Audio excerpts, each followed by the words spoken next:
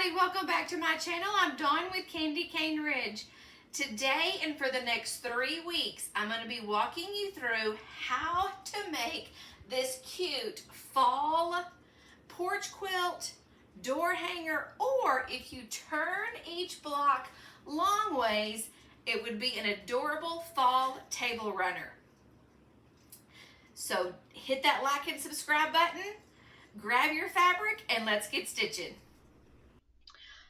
All right, so we have all of our blocks laid out for our letter F. This is the first block out of 4 different blocks. So this is our first one. We're going to gather up everything that should be stitched together. So I'm going to take my F and my E, and I'm going to take all of these to the sewing machine at one time. I'm going to stitch that together. I'm going to take my other F and stitch to the bottom of my letter E. And then I'm going to take, I believe it's my J and my B, and I'm going to stitch those together. Now I'm clipping these because odds are when I get to the sewing machine, I'm going to forget what end I need to stitch these together.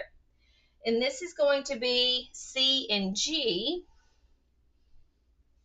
And then down here, we have D and H.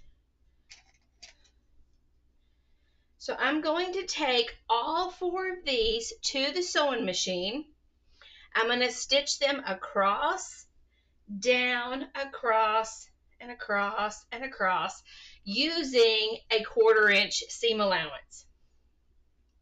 I'm going to bring them back and I'm going to press them towards the print fabric. And I will be right back.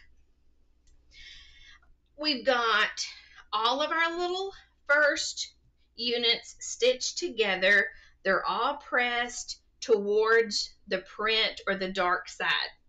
So now we're going to take our F and E unit and stitch it right sides together to our JB unit.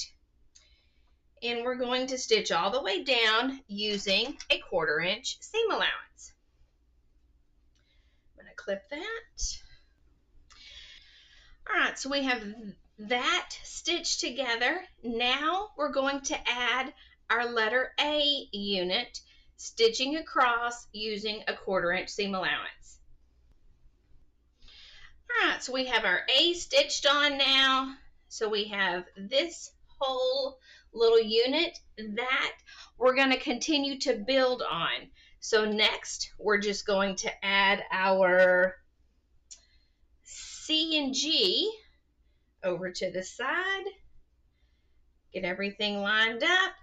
We're going to stitch down again using a 1/4 inch seam allowance. All right, so we've added that piece on.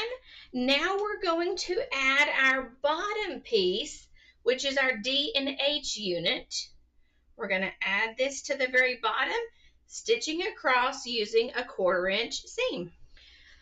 All right, so here's our letter F, everything stitched together. Now all we have to do is add our sides on and our top. And our letter F block is finished. Now in the pattern, I have all of your squaring up measurements for each of the sections, but y'all, I don't do that. This is my quilt. If I'm off by a smidgen, that's me. I am not selling these. There are no quilt police in my house. If they do, they can leave. I enjoy this. I do this because I love it. So I'm going to take both of these to the sewing machine, stitching down a 1/4 inch, and on this side stitching down a 1/4 inch. I'm going to press them, and then I'm going to add our top strip. All right, we have our sides stitched on. Now, if you notice right here, there is this tiny little bit of hangover. Yes, it can be a big deal, but I can fix that in my seam allowance as I stitch down my top row. So I'm not going to actually worry about that. So I'm going to stitch this down all the way across using a 1/4 inch seam allowance. All right, y'all, there we have our letter F block made out of this cute little, what I think of is scarecrow fabric.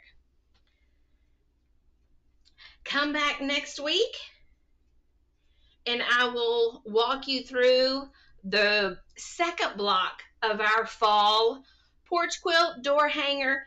And if you take your blocks and lay them side by side by side, it would be a darling table runner. Thank y'all for sticking around for our letter F this week. Next week is our maple leaf and then our letter L's. So don't forget, hit that like and subscribe button, and I'll see you in our next tutorial. Thanks, bye-bye.